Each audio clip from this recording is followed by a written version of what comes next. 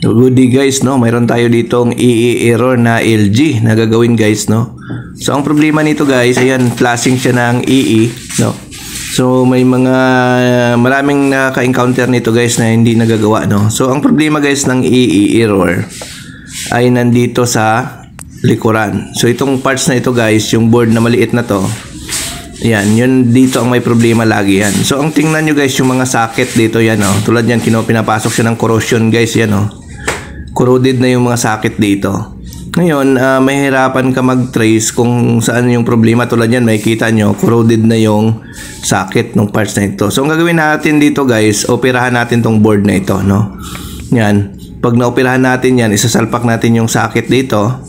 Then, i-continuity natin papunta dito sa board na ito galing doon sa pinaka main board, no? So i-continuity lang natin yan kasi yung problema lagi nito guys, yung socket, no? Hindi siya nagko-contact na, no? Hindi na siya tumatagos doon sa kabila. Kumbaga kahit isasalpak mo siya, wala na siyang continuity. So dito guys sa board ng main board nakakonect yan, no? Dito. So ang gagawin nyo lang, isalpak nyo siya doon sa maliit na board, isalpak nyo dito, tapos buksan nyo yung likod, tapos i-continuity nyo, no? Ayan, parang ganon, tapos i-continuity nyo mula sa main board papunta dito, no? Yung sa likod kayo magsukat, no?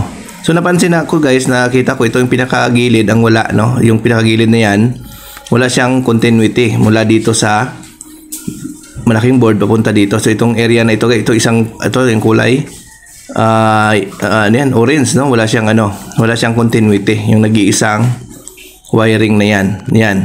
So basta ang gagawin nyo guys, i-continuity nyo mula dito sa main board papunta dito, no? Dito, continuity nyo. Pagka kung ano ang walang reading dyan, yun yung lagyan nyo ng jumperan nyo na lang, no? Hinangan, no? Kasi yun ang nagkukos guys ng EE error. Actually yung board na yan guys, bihira naman masira. So tulad nito guys, wala na siya. I-jumper natin, no? So dito natin siya ikotek, katingin natin yan dito. Tapos i-splice na lang natin, no? Kumbaga hindi na natin siya idaan doon sa socket. Gagawin na lang natin, i-jumper na lang natin. Ayan, no? Kasi yan ang may problema. Yan, hindi na, kumbaga kahit nakasakit siya, hindi na masyadong kumakapit yung socket. Kaya wala na siyang continuity, kaya nagkakaroon siya ng EE error. So ayan. So titesting na natin guys, nalagyan na natin ng jumper. Ayan, mapansin nyo.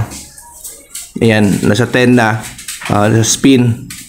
Ayan, so hindi na siya naglabas guys ng error, no? So ganoon lang guys, no, yung EE error nito, yung pagto-troubleshoot guys. Checkin nyo, no? Checkin nyo lang yung wiring, no, mula sa main board papunta doon sa subboard kung tawagin. Doon yan guys yung may problema, no? Kasi naglulos na yan guys, lalo na pag tiningnan nyo yung socket may mga corrosion na. So ang gagawin nyo yan guys, i-direct nyo na hinang, no? Kasi yung corrosion dyan, yung nagbibigay ng error. So ayan, so pag nahinang nyo, natakpan nyo rin guys, gamit kayo ng glue. So okay, yan. So tinatakpan din natin to guys, hindi ko na lang pinakita sa inyo, no? So tinakpan natin yan, direct natin yung cover dyan, tapos nilagyan natin ng glue. Okay guys, thank you, bye bye.